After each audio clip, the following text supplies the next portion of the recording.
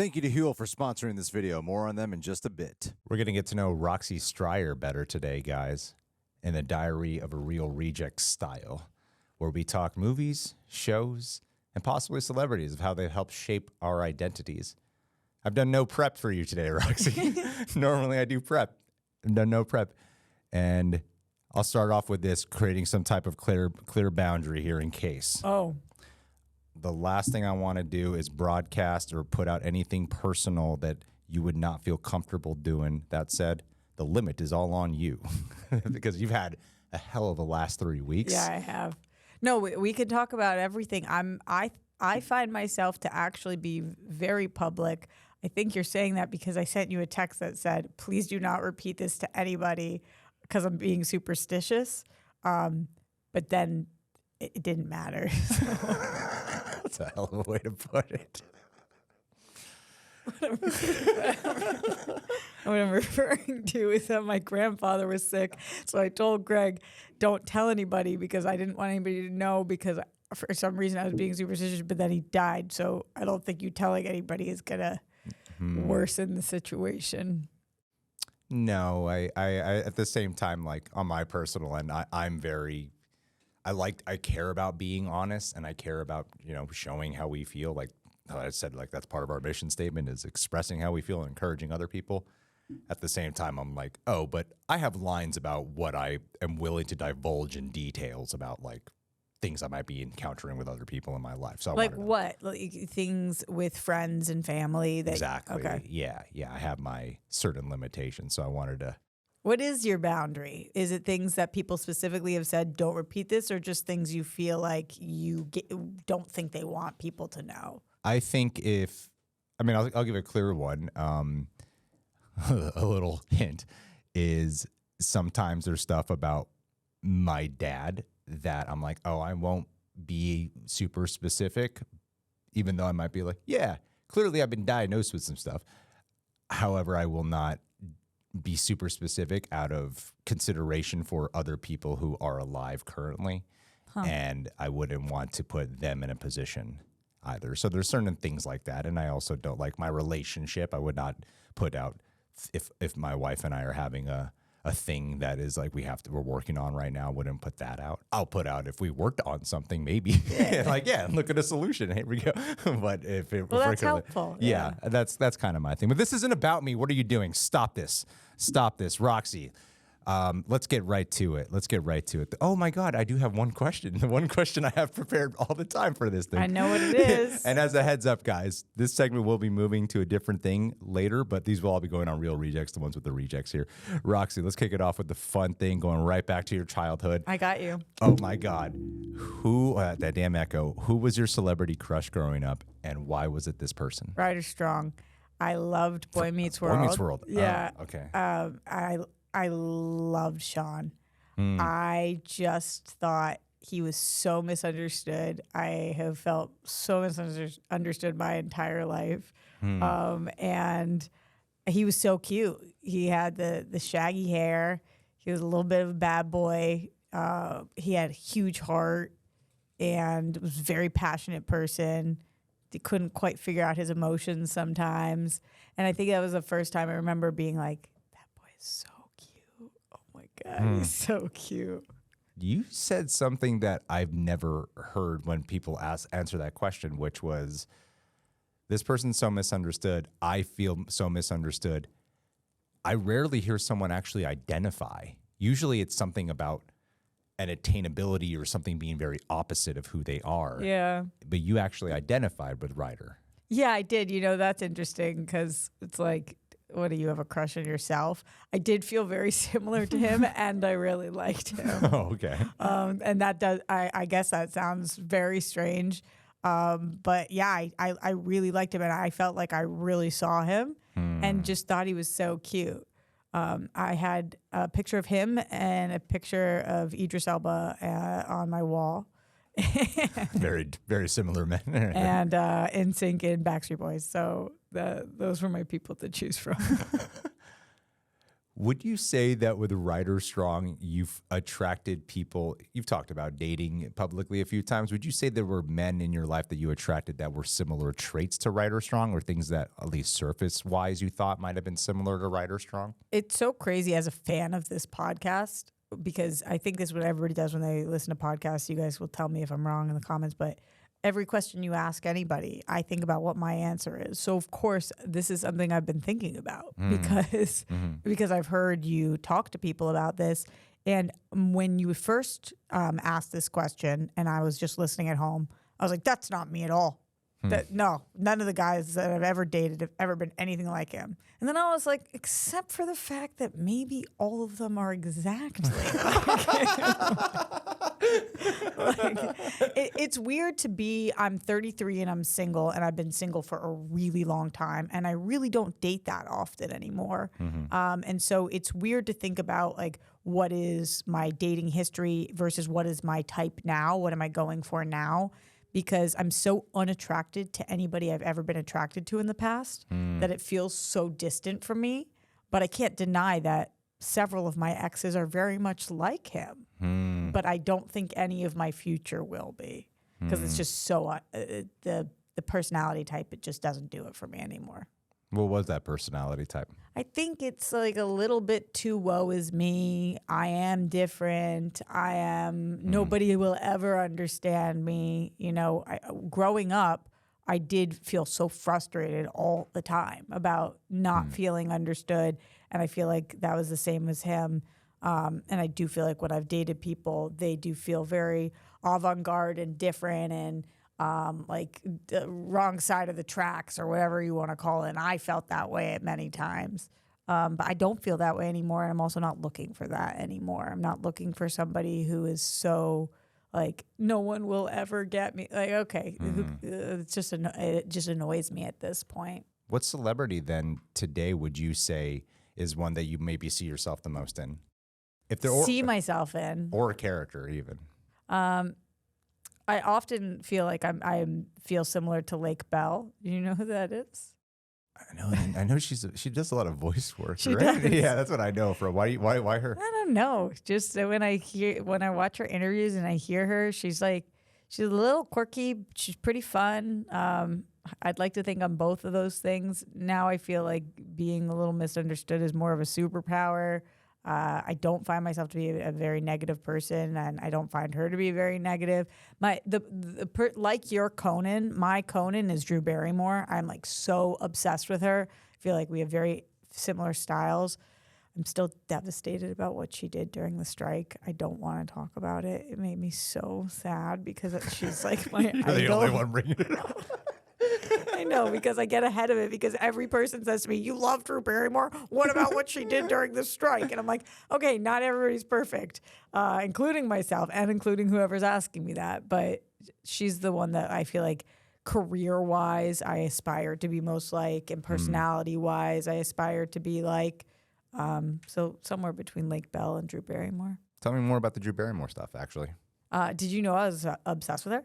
Yeah, you've mentioned it to me. We've talked. There's a lot we have in common. What I want to dive in with you is like Chili Peppers, Eminem, yeah, Friends. Yeah, like there's like specific topics that I'm like, we're gonna get to that. Yeah, if you love something, I take it really seriously, because I'm like, chances are I probably really will love this too. That's cool.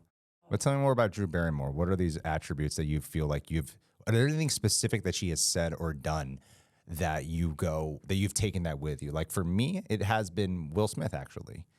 I know, like she has strike, I have slap. Right? Totally. And anytime you say I love Will Smith, somebody's going to be like, well, what about it? Yeah, exactly. But Will Smith, there's hours of listening to interviews, podcasts, breakdowns from him before slap, and actually it's after slap, where I have absolutely absorbed so much of his teachings, or things he shared, I'll say. And does Drew Barrymore have that for you? Is there anything there? So many. First of all, she's the first person I ever became kind of obsessed with. Like, her birthday is February 22nd. She's a Pisces. These are things I don't know about any other celebrity, because I was like, why is she the way she is? I think that the thing about her being an actress and then being a host I really resonates with me as well, having so many different passions and loves and being a producer, the way that she treats her girlfriends and like how she seems to stay very close with everybody she's worked with, from an Adam Sandler to a Cameron Diaz and everywhere in between. Like you can see the connection. But my favorite thing about her, which you see on the Drew Barrymore show, is how much people feel heard by her. Like I love her eye contact, and I think that if there's one thing that I hope that people feel when they're with me is listened to. I really try to listen to people because it sucks when you feel like nobody gives a shit what you feel or have to say. And I like everybody that I've ever sit with to feel like I agree or disagree. I absolutely heard what they were saying. And that's really important to me. And I feel like, people make fun of her for getting really close to people. She like touches everybody. I'm not as much of a toucher, but I do feel like very connected to people more so than I think, some people are like really connected to plants and animals. I'm connected to people. I'm such a people person.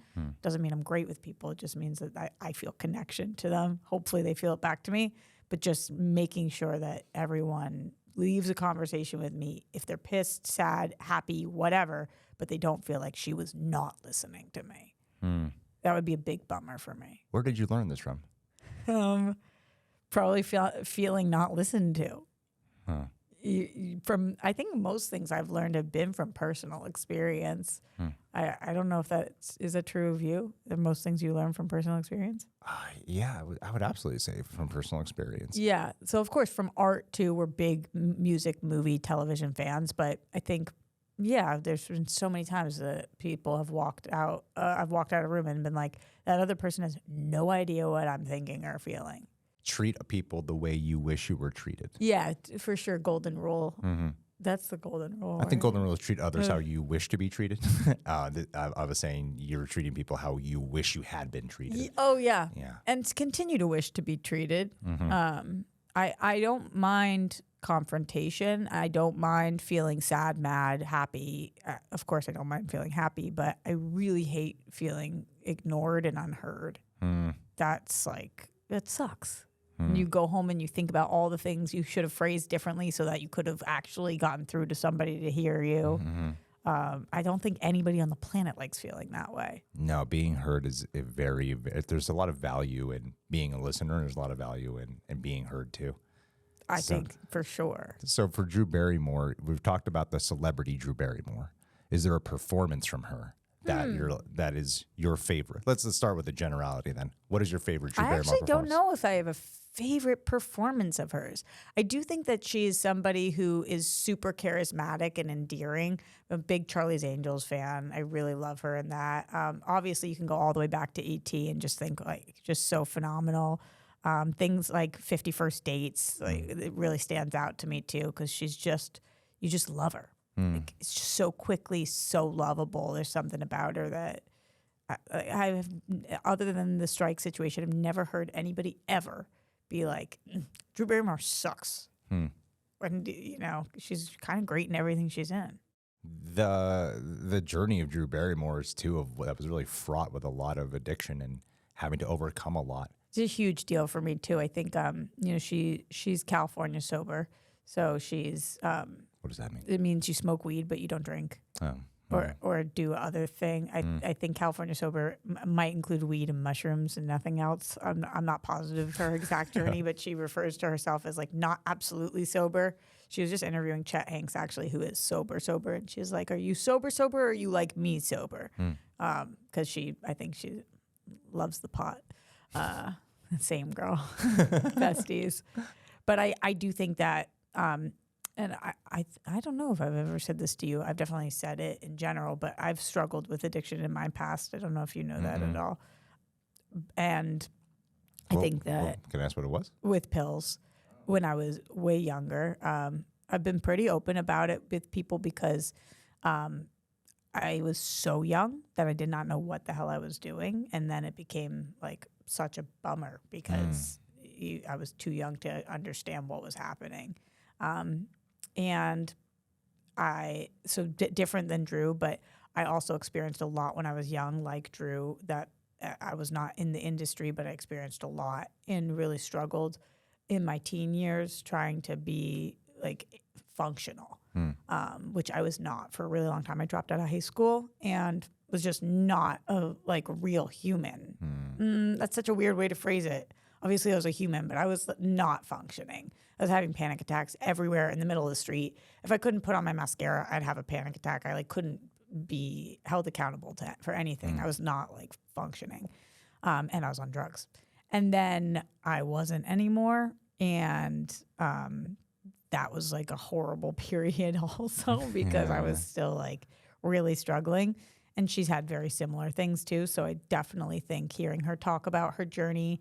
I don't have an issue with alcohol. She did. So we have different issues, but hearing her talk about her journey, I definitely can relate to feeling completely out of control, having to make massive life changes, and then feeling like a really good version of yourself, which is where I'm at now. That's great. Yeah. When you were in that darkness, Yeah. was there a movie or show that you would often find where you felt like you could? Sometimes the best way to do it for me personally is to give it an example. I remember when I saw the movie. You seen the movie Drive with Ryan Gosling? Yeah. Mm-hmm.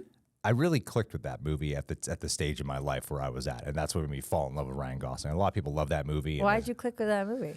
Because as much as he comes across as like an empty guy, you could feel immediately like, oh, there's like a rage underneath all that emptiness, isn't there? And that rage slowly comes out to the point where he's smashing someone's head in the elevator.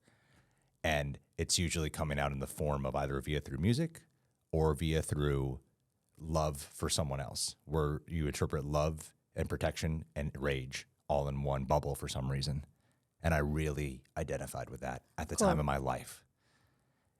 And so a lot of people love it. I could see that for you. Yeah, it's still today. Yeah. No, I mean, I don't mean that in any kind of way other than like if somebody asked me, how do you think Greg feels about this movie? I would have probably been spot on about it. That makes sense. Yeah, so I feel like there's probably millions of people who probably clicked with that. Maybe not in a way where they couldn't articulate it, but there's a reason why I think that movie really resonated beyond it being cool. The music too. The journey of the music in that movie is so great. Yeah, he talks about it being like a werewolf story of this guy slowly morphing and coming out. And I'm like, oh yeah, no, I picked up on that. And the other one for me was like Dexter, being the guy who was, I was called the funny guy. I was named. I've heard you say this before, Greg, and I sit there and I can't believe nobody like dead asks you about it. What are you talking about relating to Dexter so much? He shows like, up. This is a show about a serial killer. Yes, Yeah. And I watch every episode. But so have I.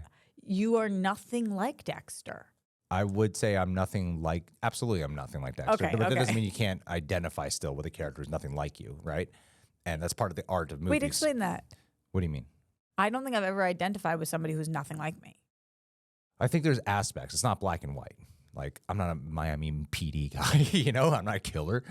That first episode, though, when he's going, and I think there's a reason why a lot of people got invested in Dexter in spite of the things he does, because a lot of people could identify with him.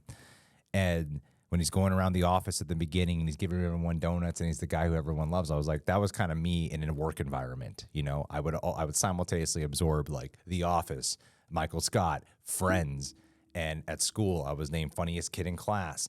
And underneath that, I was empty. Like I said, with Ryan Gosling, empty. So you felt like there was a secret that you had, and who you were sharing with the world versus who you were. Was very opposing. Yeah. So that aspect of Dexter. Yes, and that was the first time I had heard a character say, this box is empty, like me.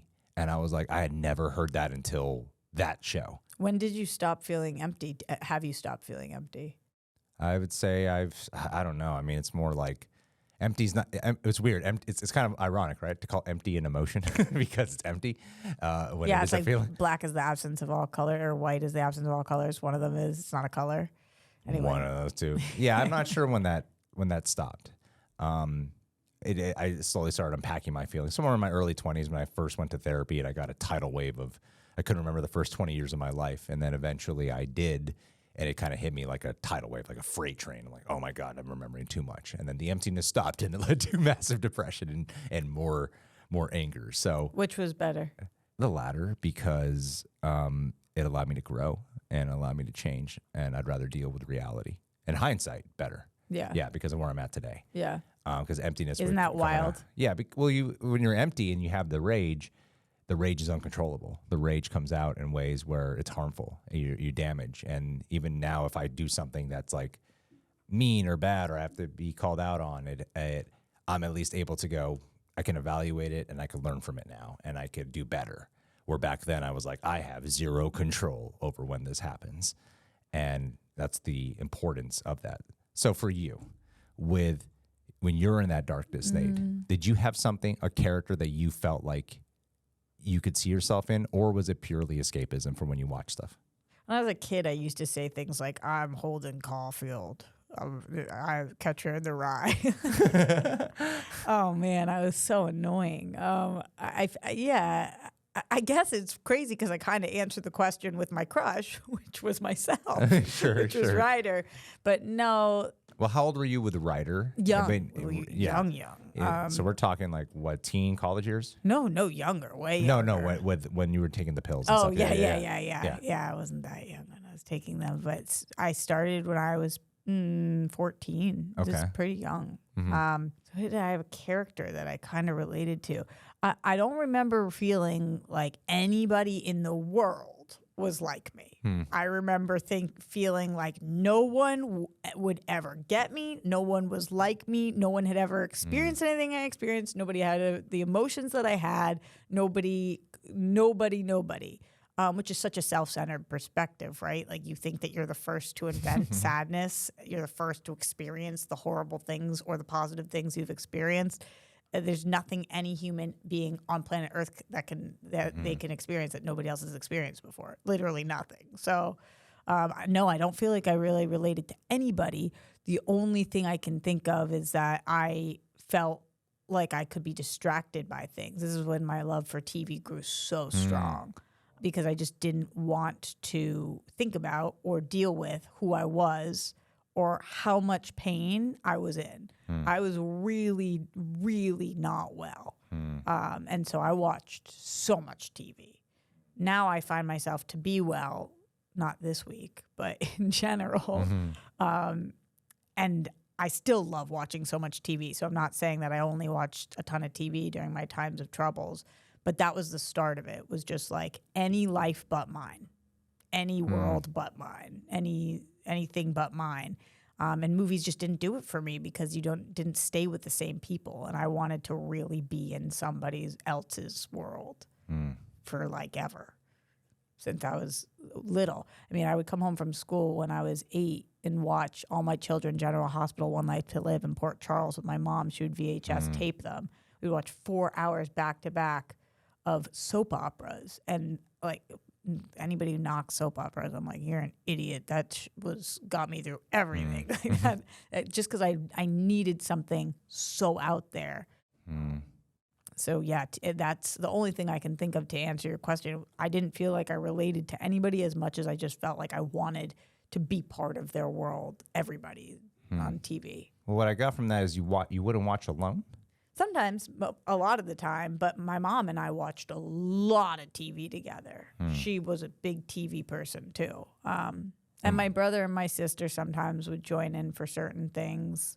They watched equally as much TV with her as I did, but not always all together. So TV for you is actually like a connection experience with your family. Yeah, for sure. Definitely. We loved Survivor. I actually have not watched Survivor since my mom passed, but my brother and sister still watch it together.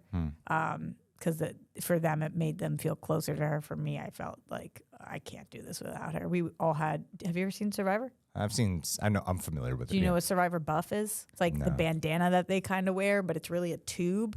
We all had our different Survivor buffs, and we put them on for the shows, and we would watch it. Yeah, we were big Survivor people. So what's the feeling that comes up if you were to watch Survivor now? What comes up? I don't know. There's a lot of shows actually that I watched with my mom that I didn't have a problem watching, but that was such a experience. Like, we made such a big deal of every Survivor that now when it's on, I just don't want to watch it without her. It's not like I'm like, oh, no, I don't get devastated. I just don't want to do it without her. It's a one show that we used to watch that I'm like, I cannot do this without her. It just feels like not the same. What was your favorite one to watch with her? Was it Survivor? We love Two Guys, a Girl, on a Pizza Place. Do you know what that is? The Ryan Reynolds show. one? Yeah, I've only heard about it because Ryan Reynolds has been made fun of about it. Yeah. We loved that. We loved Dharma and Greg. That was a really good one too. We were obsessed with Friends. Friends was my favorite show to watch, regardless of with or without her, but we did watch it together. Sopranos. Wow. She was from Jersey, so the opening sequence of Sopranos were cool. all the places she went, and so we would she would always have so many stories about like this person, this place, which was really cool. Yeah, Survivor, definitely one of my favorites to watch with her. All of the soap opera. We watched so much TV together, like an insane amount. Can you recall a specific reaction to something that she had that will always stick with you? I guess it's such a weird one, but when you said it, it's what I thought of. So I guess this is the one. When Phoebe didn't want to end up giving, she wanted to keep one of the triplets. Okay, yeah. And I remember being a kid thinking that was so funny. And my mom said, that is so sad. Oh. And I was like laughing, and she was like, that is so sad. And I remember thinking to myself, maybe it is sad. I don't know why that's the first thing that I just thought of, but that's what I thought of. Did you learn something from that? I mean, definitely sad. That's sad. We had a friend at the time who was doing that, who was the surrogate for their sister, and one of my mom's close friends, and she had a really hard time with it. And so I think it probably affected my mom a little differently because she had been talking to her friend and whatnot. But no, I guess different people have different feelings watching the exact same thing, which is wild. She was an empathetic Oh person? my God. She was so empathetic to the point where because I was so distraught all the time. I mean, I was like an absolute nightmare mess. I feel so bad. I couldn't function, so she couldn't function. Like that must have been so hard for her. Unfortunately, she never got to see me as a functioning person. Like I relate with you. Yeah. Of course. Doesn't that suck? It's like I so badly, or I don't mean doesn't it suck. Maybe it doesn't suck for you, but I would guess it does. I hate It's not a great feeling. No, it's kind of crap. Like I say this to my siblings all the time. When my mom passed, my siblings were not speaking to me. You know how close I am with them now. Like they were, that's not fair. They weren't not speaking to me, but I was the absolute black sheep of my family. My brother and my sister were best friends.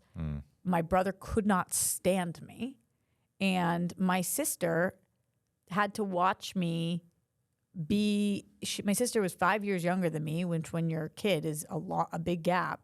And she had to watch me be like strung out and messed up and stumbling and puking and couldn't function all over the house when she was so young. And my mom died when we were all so young. So my sister was like so confused by me. She was like, what is this girl? You know, she would have like friends in her room and I would come in belligerent, not making sense. I have so much guilt about that. You know how people will say like, no regrets? That's crazy to me. Yeah. I have so many regrets. I would change so many things if I could go back. Even if they still made me a different person today, I don't even care. I would change like 20% of the things that I did in my life. Now my sister, my brother, my best friends, and I have gone above and beyond to be consistent and a good family member. And we talk about it all the time. But my mom never got to see that. That sucks. She did such a good job parenting me. She was so supportive of me. And all she saw was an absolute raging lunatic nightmare. That sucks. Imagine being a parent who just like died before you know whether your kid is going to turn out halfway decent. I cannot imagine that. It's such a bummer. And on that lovely note. Well, I mean, I understand what you're saying. And it's true, though, that for your mom to be empathetic, she obviously didn't only see that, right? She saw who was underneath all that. That's what my family always says to me, that like that's just not how they remember it and not how she would remembered it. But I don't know how you could possibly remember it differently. Like I think she saw someone struggling, probably. Yeah. Yeah, I'm sure. I'm sure. You feel the same about your dad? You feel different? different. I think our dynamics were very different. What we Yeah. definitely had, though, was the one thing I talk about with my family. Couldn't talk about real stuff, but we could talk about movies and shows, and we would watch movies and shows. And I saw like most of Friends, if not all, with my mom the first time I watched Friends. for Just sure. the two of you? I think my brother was in there. Does he like Friends? Oh, he loves Friends. Yeah, it's absolutely. I think it's his favorite show too. Oh, really? Yeah. I think it's his favorite show. He's Like definitely around. Chandler's for moments. his guy too, or no? Yeah. Well, Chandler, again, I have a reoccurring theme of people who couldn't feel their emotions and they would find other ways of masking it. And Chandler was my humor version of doing that. Reject Nation, January 25th of this year, I weighed 218 pounds. As of a few days ago, I now weigh 181. Six-pack Greg is incoming. One of the many things that has helped me stay consistent is having smart, easy go-tos like Huel's Black Edition ready-to-drink meals. It's a complete meal in a bottle, baby. With over 35 grams of protein, 27 essential vitamins and minerals, slow-release carbs, and low sugar, it has made it easy to stay on track. Before I ever partnered with them, I made it crystal clear in an email exchange. If I didn't like it, we weren't doing the deal. Obviously, you can guess how that went. It tastes great. Chocolate and iced coffee are pretty delicious. What I'm drinking right now is actually vanilla, but it's become a staple in the couple of fridges that we have here. So whether I'm heading to a shoot, running errands, or too tired to cook, which is usually the case, Huel's there. No prep, no cleanup. Just crack it open and go. In under $5 a bottle, it's honestly cheaper than the vast majority of takeout. So if you've been trying to eat better, hit your protein, clean up your lifestyle, follow in the footsteps of Greg in some way, Huel actually does help. So yes, if you'd like to support the channel, but more importantly, support your health, you can visit Huel.com/rejects and use our code REJECTS to get 15% off your first order plus a free gift. That's Huel.com/rejects. Thank you, Huel, for being a part of my lifestyle and for sponsoring this video. Is there a character that you're like, she reminds me of my mom? Meg Ryan always. I know that's not a character, but Solely celebrity Meg Ryan? yeah, she kind of has just always reminded me of my mom. Physically or emotionally? I don't know, the way that she speaks and the way she looks. Just for some reason, she's just always reminded me of my mom. I don't know why. Even when my mom was alive, I remember thinking that, like, oh my God, she's just like you. So there's no actual specific character that when you see them, you're like, that kind of reminds me of my mom. No, I guess in all of her like romance movies, my mom she was super New Jersey. She was really tough, so small. She was very, very petite, and blonde and like quick, really witty. Okay. And yeah, she just reminded me of Meg Ryan. And to this day, I will, if Meg Ryan, which she doesn't do a lot of things, but if I see her on a show or if she's in a whatever, I like on a talk show or if she has an interview or something, I will watch whatever it is just because it reminds me of my mom. Kind of not even listening to her. I'm just like, oh, so cute. It's like my mom. Oh, we actually get lost in that. That's fun. Yeah. I don't know. I actually don't know if my siblings feel that way, if anybody else on the planet Earth feels that way, but they have such similar like mannerisms, kind of. Oh, that's interesting. Yeah, I don't know. What about with your grandpa? Was there stuff where you actually watched with him or anything that reminds you of him the most? I was talking to my sister about this last night where I feel like he was, because you asked me about Grammy, if you asked me any of her favorites, I could tell you her favorite TV show, favorite movie, favorite color, favorite song, favorite artist. I've watched 1,000 things with Papo, and Grammy picked every single one of them. Like, Really? I don't know what his preferences were because I feel like they were together for 78 years. That's a long time. It's a long time. And so I think like Happy Wife, Happy Life very much was his jam. Not to the point where he didn't have a personality because he had a really strong personality, but just she wanted to watch the news, so he watched the news. If she wanted to watch Game of Thrones, we watched Game of Thrones. I don't ever remember him once saying, can we put this on? I want to watch this. But he liked everything that we seemed to like. I know he dug Frank Sinatra, a lot of the classics. And he met, I'm going to get so much heat for this but from Cinephiles, I don't remember. What is his name? Cary Grant, I think, was the one who was in the war with Papo. Whoa. I think it was him. I think he was a photographer John, fact check me. That's Fact check that's me. humongo. Was it Cary Grant who was a photographer during World War II? There was somebody who was over there that Papo used to tell me stories about. I actually did it like this, sit down with Papo before he passed, years before, where he said it on there too. Is it Cary Grant? Or it's somebody like him, if it's not him, who was in World War II. Whoever it is, he loved movies like that, like Singing in the Rain type movies or anything from the 40s and 50s. He loved musicals. We would watch them all the time. Most recently, maybe like a month ago, we watched Oliver together. Oh, wow. And have you ever seen Oliver? No, I haven't. Oh, I love Oliver. But we hadn't seen it in a long time. And he was, for the last year and a half, he's been bed bound, and he was in bed. And Grammy was in one chair and I was in another chair, and we watched Oliver. And he kind of started singing along, which was kind of, musicals were really cool because sometimes Papa wouldn't speak for weeks, and we would put on a musical and he like could sing one of the songs. It was really wild. How did you feel when he did it? Oh my God. Like every time he did speak, everybody shuts the fuck up and just listens and like stares at him. One of the last downstairs memories I have of him is we were sitting, it was me, Grammy, and Papo were sitting in the chairs, and I look over to him, and he I don't know why, he just looks at me and said, "Take me out to the ball game, and just started singing the whole song. And we all three started singing. Grammy was like crying because he hadn't said a word in weeks, and he just started singing the whole song. And we sang it like 4 times. Wow. Yeah, that was a crazy memory.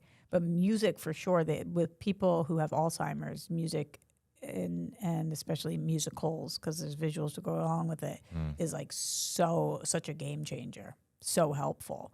And can spark memories and words and different. It's really cool to see. I don't know if you've ever experienced anybody with Alzheimer's, but music is a big deal in the Alzheimer's community. That's what the studios are plotting right now.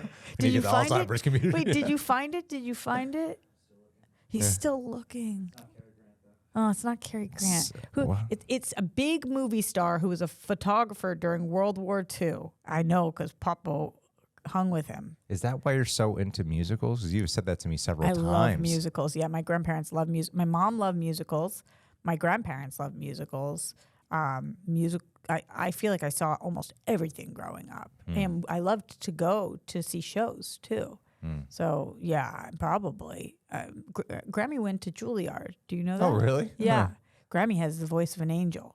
She's like an operatic, unbelievable voice. And she used to sing. She performed for Frank Sinatra. She would perform. Wow, she had like the greatest voice. She grew up in New York, both Grammy and Papo, and she was like insanely talented. And yesterday we had this conversation for the first time because she gets a little frustrated with my life choices now because she really, really wants me to have a family, and I really, really want to be successful. And those two things are possible together, but it hasn't happened for me together the way that she wants. And I said, "Are you so hard on me about this because you left your career for marriage and kids?" Which she did. She married Papo and never worked as an actress or singer again, and didn't want to. And she said, "Yeah." She said, "I had no ambition at all to do that. I just was doing it until I found my person." It's just a different time, I think. But it's hard for her to understand that I'm not doing that. I'm not like using this career waiting till I find somebody to be like, "Well, that's it." Like, no interest anymore. Who the hell was it? I'm going to be stuck on this. If I called her, I bet she would know. It'll come to mind. What is your favorite story about resilience? Favorite like art story, movie? Movie or show? About resilience. That's a tough one. I don't know. I feel like I would need a list in front of me. My favorite movie or show about resilience. I feel like they're all about resilience. Let me just think of what my favorite movies and shows are and see which ones of them are about resilience. Like what to your big movies or shows that are about resilience? I don't really know about shows. It's more about like a character's journey, right? Of one where it is about some type of endurance. I haven't seen this movie I saw it when I was like a kid. It was a Willem Dafoe one. He's a prisoner. I think it's a World War II prisoner. Oh God, what was that one? I don't know. It's a I World don't War know. II movie. Yeah. Yeah, I mean, like immediately what comes to mind is like Shawshank. That's definitely about resilience. I do love Shawshank, but it's not a top 10 movie. Mine's for probably me. Pursuit of Happiness. It's a really good one too. And you're a big Will Smith guy. Yeah, mine's probably Even post slap. Post slap still bad is when he's crying at the end of that movie, it gets me every single time. My favorite thing in movies is when somebody's on a solo journey and then a team comes to back them up. Why? Oh my God. That every time gets to me. Like even in, I forget which Star Wars movie it was. Maybe it was The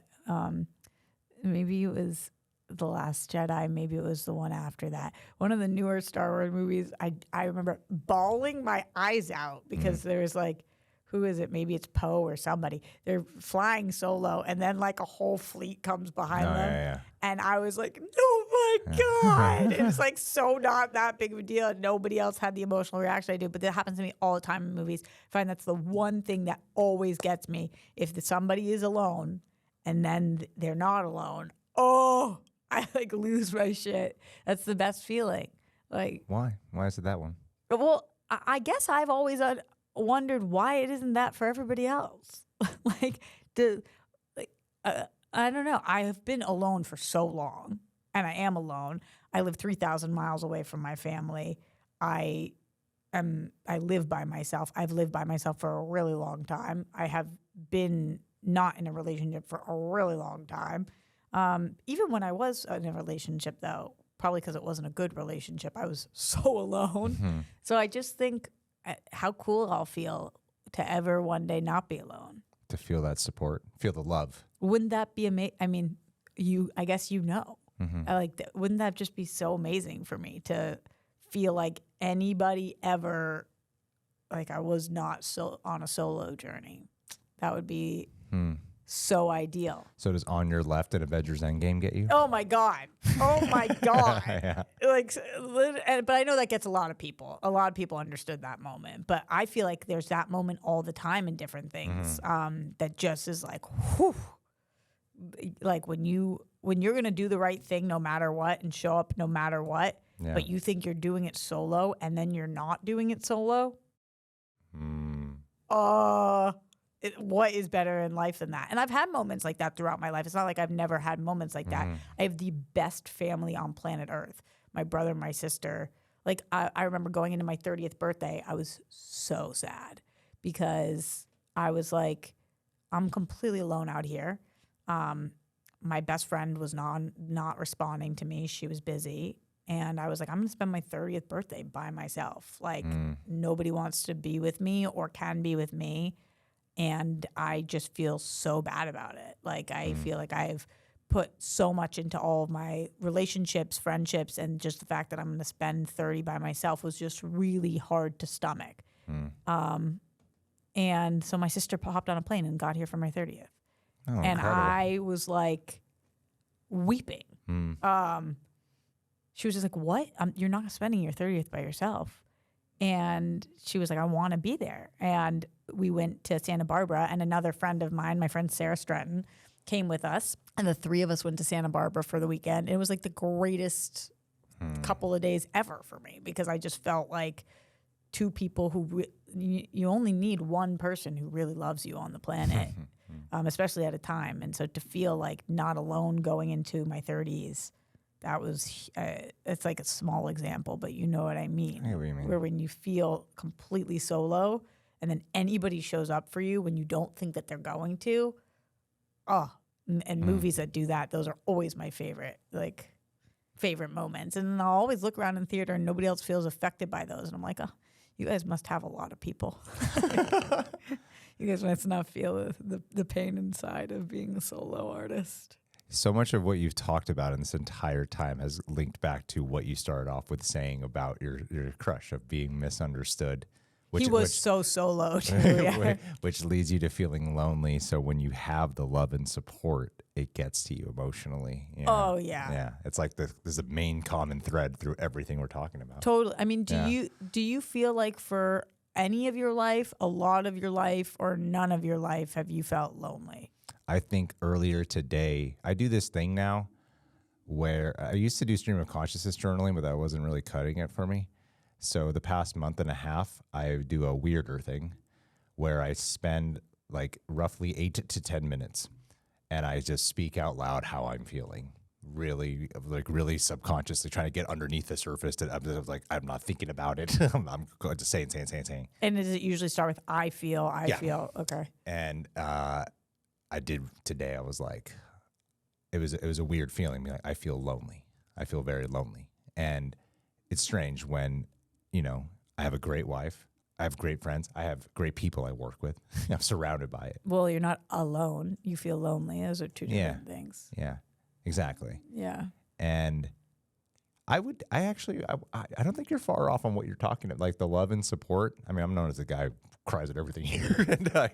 and I used to cry at the stupidest things I don't remember this movie at all. There's this movie called The Island. It's a Michael Bay movie.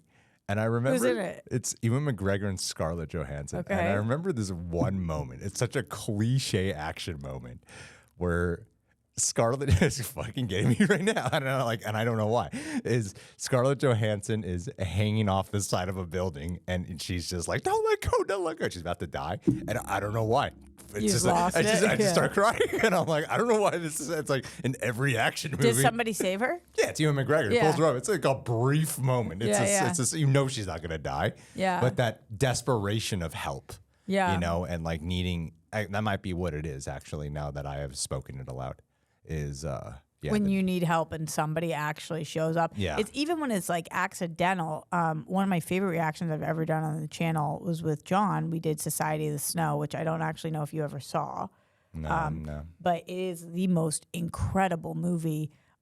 It's based on a true story of these people that get in a horrible plane crash, and there actually ends up being survivors who are found months later after living through a brutal winter. It's a crazy story. But when this guy does end up finding them after they have been out there, so many of them have died, whatever it was, that was the moment, and I'm sure for everybody watching, I think for John and myself, that we completely lost it, because it's like when all hope is lost and you feel completely isolated, and then somebody gives you any kind of a branch, it's like, that's the greatest thing that happens on planet Earth when you don't think you can get through. It's just like the absolute best moment. I love those moments, and it happens in my favorite art all of the time, and it happens in life in my favorite moments. But I think that, like you earlier today, I feel lonely, like so lonely. Sometimes I feel so lonely that I don't even know what it would feel like to not feel lonely. And sometimes that's when I'm in a room full of people, and sometimes it's when I'm completely by myself. But loneliness, I think, is like one of the most haunting, frustrating feelings, because there's not much you can do about it. It's really more about connections and other people as well. It's really hard if you're feeling lonely to not feel lonely, as opposed to sadness. There's a lot of things you can do to not feel sadness, or to work on your sadness. Anger, same thing, but lonely is a really difficult one to kind of overcome. And the only thing that really you can turn to if you don't have people is what we're talking about, which is movies and TV. So it's like your friend when you don't have one. Yeah, I think there's a vicarious connection that occurs. I think that's why so much of Friends is a phenomenon. I think because of that. Yeah, so many people feel exactly. It's actually kind of annoying. I wonder if you feel this way ever, where I am frustrated that my favorite show is so many people's favorite show. Yeah. Because I know that sounds crazy. It's like I watch 120 shows a year. Yeah. So I am the TV girl. and I've always watched that many shows. There's very few major shows that I haven't seen. I love television. So the fact that I'm such a basic bitch with my favorite show, my favorite show is Friends. You know, I wish I could sit here and say my favorite show is, and then like name a show you've never heard of, and I'd be like, you've never heard of. But my favorite show is Friends. Your favorite show is Friends, and there's a reason that millions and millions of people's favorite show is Friends. It definitely touches on like so many different things we've talked about today. I've watched the show. There's some episodes I've seen 100 times. Oh yeah, absolutely. I mean, the theme song of "I'll Be There for You" speaks so much to the values and everything we've been talking about this whole time. Talking about showing up for people, like even episodes like when Joey goes to Vegas to shoot his movie and the movie doesn't end up working out, which is so unbelievably relatable. And then the entire crew shows up for him, goes to Vegas. And then, of course, he doesn't want them to be there because he doesn't want them to know that he's been lying to them. But, like, that gets me emotional. Like, moments where they really do show up for each other. They're like true friends. This is the greatest show ever. It's the greatest show ever. And like people always want to talk about either how it is the greatest show ever or how it's so overrated. And the people who think it's overrated, I like have a hard time genuinely connecting to because that's crazy. That's crazy. Yes, it has its flaws, obviously, but. Yeah, I mean, again, there's that unspoken side of it where it's about the emotional connection to it beyond laugh track and outdated jokes and stuff like that, or whatever, you know. I know comedy, especially in television, has changed, but which character do you relate with the most? Which character? That age-old question: which Friends character are you, or are you a hybrid of them all? I think I'm a little bit of a hybrid. Growing up, my favorite character. This is so I don't want to say embarrassing, like she's not great because she is. But growing up, my favorite character was Rachel, which is so weird. Because she's so not my favorite character now. Not that I don't love Rachel. I love all of them. I really do. But I don't remember growing up thinking that she was spoiled. I grew up like super spoiled. So I feel like maybe I didn't look at it that way. I don't remember thinking that she was obnoxious. She's so obnoxious at times. She was my favorite. And then I started loving Phoebe. I still love Phoebe. Loved her. And then ever since I've been an adult, it has been Chandler. So that was kind of my Friends journey. The one that my people would say that I'm most similar to. Do you want to guess? Monica? Yeah. Like if you had to narrow it down to one, people say I'm most similar to Monica. Is it a positive thing or a I negative don't thing? think so. That's why I hesitated. Because I was like, I feel like when people say that, it's kind of because I really. It is positive in some ways. Let me tell you, Monica's the glue of the show, and that's 100%. She's the one who is the reason that they're all together. First of all, it's her apartment. Second of all, she's the cook. She brings people over for dinners. It's her brother. It's her friends. Like she is the center of the show. And I'm not saying I'm the center of the show, but I do think I try to bring everybody together at every chance I can. Like I'm not like there's some people who are very gatekeepy about their friends. I like to introduce people to one another, merge people. Like if you need a tech issue, I can help you. I have a friend who can help you with that. Coming, for my birthday, some people are like, I like to do a small thing. I like everybody to come together. So I do feel that way. In that way, it's a compliment. But I think she's the most anal and uptight. And while I'm a stoner child, which I am, I'm also very particular. Like, you guys know I'm the only one on the channel. Like, I wiped down my headphones before putting them on. I knew that I couldn't do that when we were here today, so I took it and put it on my legs. Whenever we get emails about people who have left their cups out from drinking, I know for a fact it's not me, because I would never ever go to a place of work or somebody's home and leave out a cup there, because that to me is disrespectful. So that's why I've brought this up 17 times since it happened. One time I left Greg's door open at his house, and I want to throw myself off of a building about it. I'm devastated that I did it, because I'm just very anal about those types of things. That's very Monica. And I also cook twice a day. You do? So, you bake? Yeah, and I bake. You bake a lot? And I think that brings people together. I like to share that. So I think Monica's a really good friend. She shows up for people, positive. brings people together, positive, super anal, wouldn't call that positive, do relate to it, pretty like cares about clean and things like that. Actually, in that way, that's so funny because I feel like if we were going to say which Friends character Tara was, she would be Monica too. I don't know if that's true. Do you think who's Tara? I would say everyone's a little bit. That's the beauty of Friends. Everyone's a little bit of all of them, right? Yeah. I would say she's more of a combination of like a Phoebe and a Monica. Phoebe and Monica, yeah. Yeah, like I would say, like Monica's personally my favorite of the ladies. She's my favorite. The ladies. I'm trying not to say the word female all the time. She's my favorite of the ladies. People don't like that word, but I don't mind the word female. I don't really get the pushback on female recently, but if it bothers you, that's fine. Not you. I felt like it had. I don't know. I'm trying it out. Like I feel more comfortable saying ladies. So But yeah, I mean, like even with Olivia and I'm constantly, I'm like, we're very much a Chandler Monica dynamic. Do you think she's like the most like Monica? I think out of the Friends characters, yeah, absolutely. And I know that you have thought you were the most like Chandler, but now today, currently, I think in a relationship, I'm most like Chandler. I think as an individual, I'm more like Ross. Like I've definitely evolved into that. That's what I was going to say to you. And in the early days of the channel, when I went with the satirical humor approach that we took, I was definitely a Joey. People would constantly call me a Joey.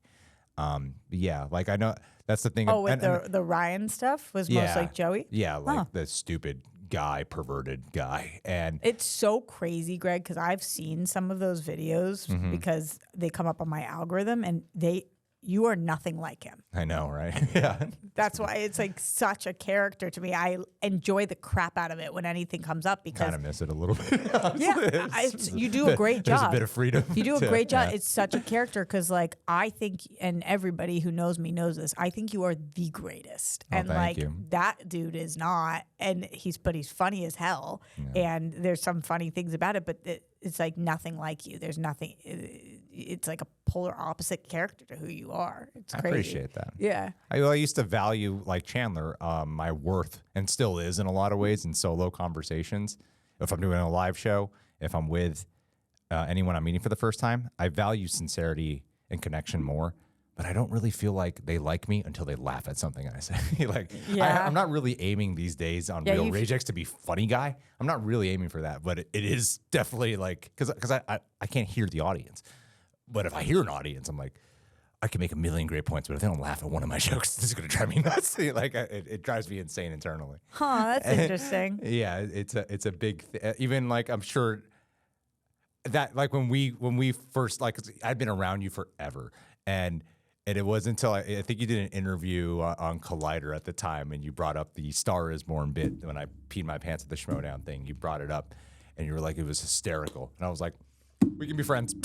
Like, I have that thing in me where, like, if you laugh at my shit, we can be friends. You know what is so frustrating about me is that I don't laugh out loud a lot. No, you don't. I laugh. You don't. I could think something's the funniest. Oh, my God. How dare that person? I could think something's the funniest thing in the world, and it will look like this. That's me thinking something's hysterical. Yeah. I don't know what. It's kind of like a writer in you. It is. Yeah, it's like a comedy writer. So annoying. And so somebody might say to me, "Did you not think that was fun?" And I'm like, "No, that was so funny." But I'll say it just like that. Yeah. So you probably had no idea that I'm out here thinking you're funny because I'm so annoyingly internal about it. I kind of, I don't know what that's about, but I do laugh and cry very similarly unless I lose it. And then it's like for 4 hours, I can't stop laughing or crying. Yeah, you kind of got this like gasping for air laugh. Yeah. I don't know how to do it. Yeah. 100%. Yeah. That's exactly what it is. Yeah. That's so annoying. Like there's a little strangle happening there. Yeah, that's dead ass true about me. As opposed to like somebody like Aaron, you know if he thinks something's funny. Aaron has such a great like big so laugh. Jolly. Yeah, he's so jolly and like there's never a time where I make a joke where I don't feel like Aaron's gonna laugh at it. I love that. Yeah. I wish I was that, but I'm not. Like I'm just That is true. I have thought that before. I'm like, I know. 1 out of 10. I got her to laugh. There you go. Yeah. And to the Monica thing too. It's and especially there is that caveat. There are sometimes where people do say you're like, I'm like, I think that's such a good thing to be like a Monica. Like she's very loyal. She's very loyal. She's very considerate. Every one of the Friends characters has flaws, and I think Monica's flaws stand out the most as like the qualities that if it's coming out in an aggressive way or interpreted to be aggressive, people are like off put by it. Right? Yeah. Which makes it like funny in the show, but in real life, I think some people will say that when they're like, "Oh, she's the one we're scared of," or something like that. But I'm like, "You mean the strong woman you're scared of?" Yeah. I want to know who you think is who from the Rejects. Oh, interesting. John's Gunther. Is that truly what you think? No, I think. That's is there enough even numbers? Are there No, like 7 of us? you can double up on things. There are 8 of us, I think.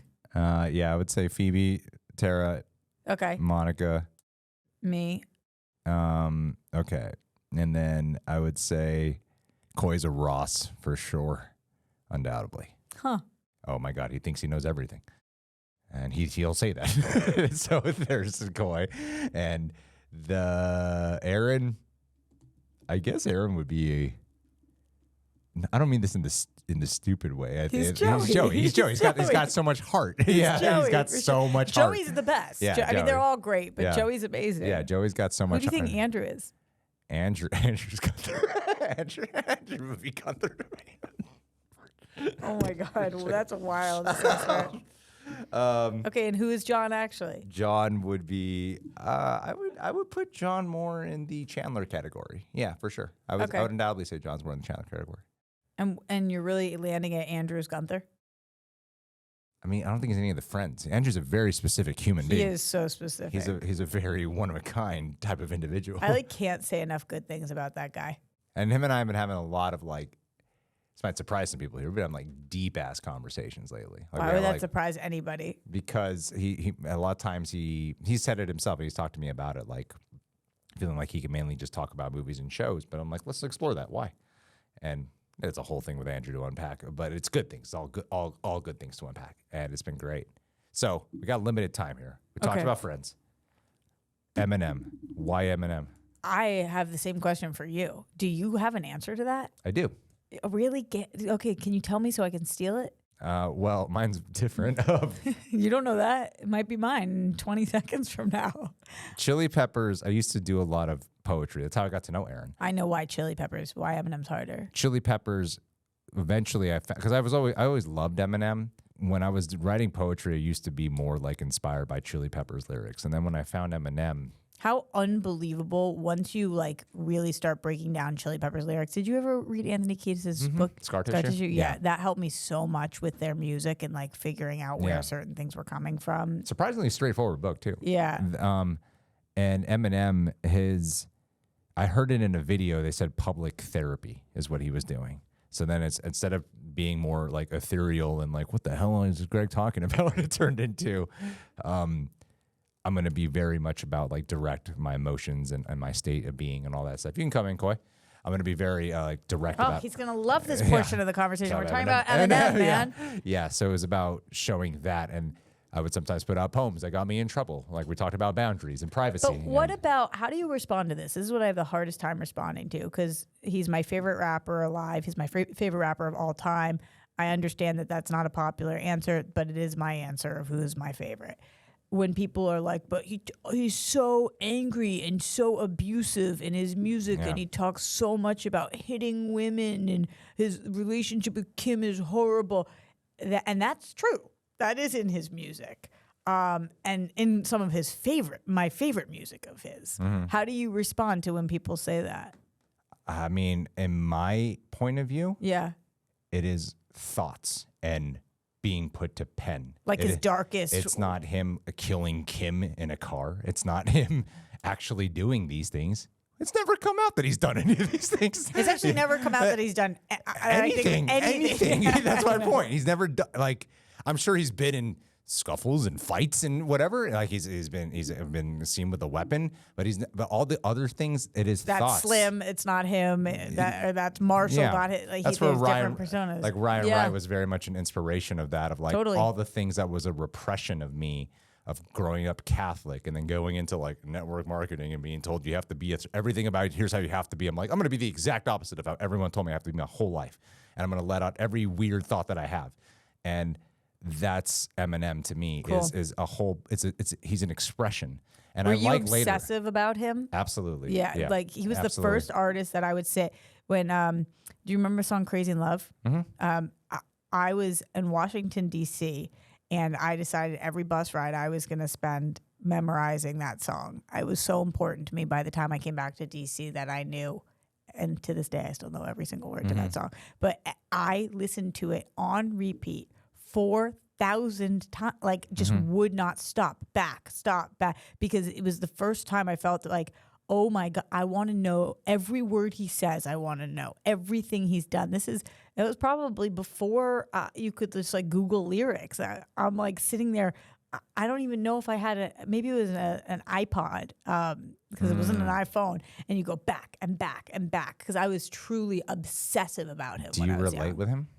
What is it that you relate with? Oh, I think that you've talked a lot about anger. I don't have that much anger. I have major depression issues, and I think those are cousins. So usually underneath anger is hurt and depression. Yeah. So I'm on that side of him. That's why "Beautiful" is my favorite of top 3 of his. What was the coolest thing about him, of course, are his lyrics, but not as much like what he's saying, but how he does it. How he can manipulate words. As a writer, you can't not be unbelievably impressed with his ability. The wordplay. Yeah. It's just, to me, it is unmatched by anybody ever. And so that, I think I was always just so impressed by him and the talent that he has is talent I'll never have. I work very hard. I think anybody who's ever worked with me would say that that's one of my qualities, is that I'm a very hard worker. But I don't often hear and don't often feel like I have a natural gift. I feel like I've had to work so hard for anything that I'm decent at. Nothing ever came like, oh, I'm naturally good at this. And so watching him have this gift and then like work and hone the craft has just, I think it's so cool. So it's been the craft more than the actual, like, is there a particular song that, we were talking a lot about loneliness earlier. Yeah, I mean, Haley's song growing up was the one that I was like. Oh, really? Why that one? From Eminem Show? Yeah, yeah. But so many of his songs, though. I mean, so many of his songs. Like, I'll end up like bopping around town and just sometimes they'll start singing a song of his out of the complete blue, depending on my mood or the day. A lot of his songs actually are about loneliness or about like feeling isolated or somebody else feeling lonely or isolated. So the father-daughter connection that actually, I never looked at it from that perspective, actually, of someone who's a fan of Eminem and how he talks so much about his daughter. Is the father side of him something you really click with? For sure. I actually feel like he seems like a great dad. He does. Yeah. That's a pretty cool thing. Can you believe how old Haley is now? Have you followed anything up on? I don't know who'd be crazy enough to marry her, whoever that guy is. Lucky. Yeah, I'd be so scared. But I don't think you would have to be. He seems like not a scary, like. Too big of a fan. I know. Have you ever been to Detroit? I've never been there. Me neither. Every movie makes it look like a nightmare. That's so true. I have such bad images of Detroit in my head, but then I have some friends who are from there who are like just proud Detroit people. Yeah. Yeah, I've never been there. But he's got his mom spaghetti there, and I really want to go. I honestly want to go to Detroit just to try it. Like, he makes me want to follow everything he's done.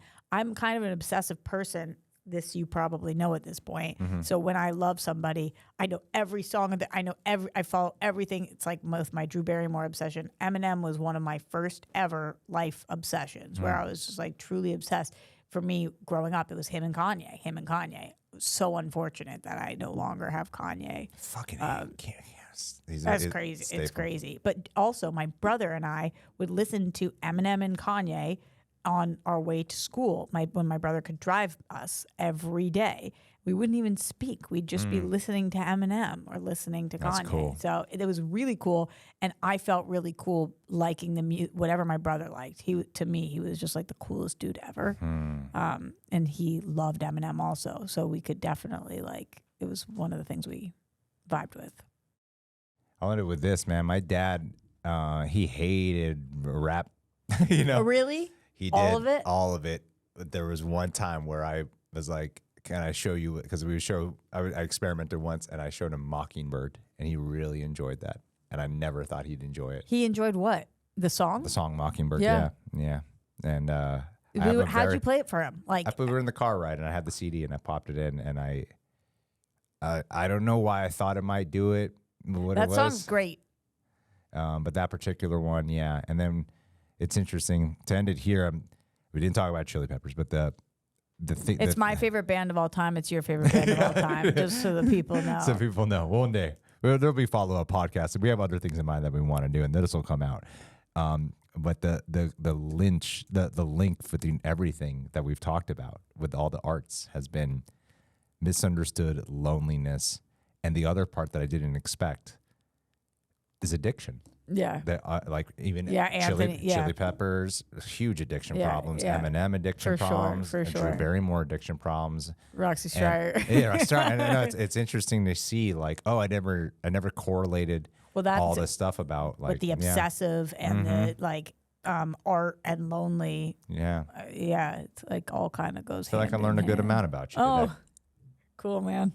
Yeah, I haven't been listening to you for the past 2 years, but now I am. Because I said listening to people is important. Better fucking pay attention. No, you really listen to people. I don't think I would have said it to you if I felt like you didn't. Imagine if that's what this was about. I was like, my goal of the show is to come on and stop talking and listen.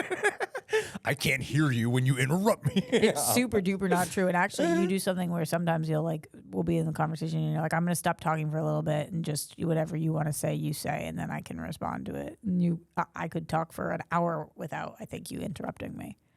I try. Yeah, you're very good at it. Thank you for your time. I know you've had a hell of a week, and I'm glad you could generate some time here with us today. And I'm happy you're back, and I'm happy you're safe. And let's keep kicking ass, man. I'm gonna make a social post about this, but you are this was the only job that allowed me to go shoot a movie. I haven't even talked about the movie. Oh wow! Yeah. I went to London. I shot a movie. I'll keep you guys posted on it. But who you covered for me while I was gone? I have never, ever had a boss do that ever in my 15 years of working. I've told 100 people about it. Oh, thanks. Which you don't know, but that was Did you tell Kate Beckinsale and Louis Tan? Hell yeah. I told everybody at work. I have 100 screenshots from you. Well, thank you. About that. So anyway. Well, we want to, I mean, we're proud of you and we want to support you. It's like if anyone takes a trip, especially if it's like Coy went to Paris and we wanted to make sure we had the show going. Well, we'll find someone to fill it. It's not a big deal. That looked like a sick trip. Yeah. I got thumbs up. This show because I respect. Yeah. And but that's somebody going on vacation. I've never had a boss support me do another work thing. I didn't look at it that way. You owe us. Well, what I think that in your soul, I hope you feel is that maybe I can be so big that actually I can even make the channel bigger. I mean, yes, sure. I think you contribute so much to here that it's not even I don't know. It's not even a question to me. I'm like, yeah, she's. That was really cool. I don't feel like there's. Yeah, I don't know. But then I got the flu, and you still covered for me. And then my grandfather died, and then you stayed covering for me. Yeah. It was 3 weeks, Greg. I'm beginning to think you're making stuff up, so that way I keep covering for you. I know. I was like, do I need to send him photographic evidence? Oh, man. No. That was horrible timing. You've been covering for me for a long time. It's all good. Seriously, don't worry about it. You're amazing. I do worry about it, but thank you. I know you do, because that's you. All right, guys. We'll follow Roxy on her socials. Thank you so much for being here, friend. Thanks for having me. And I'll keep seeing you throughout the next few days. So I'll see. Bye, guys.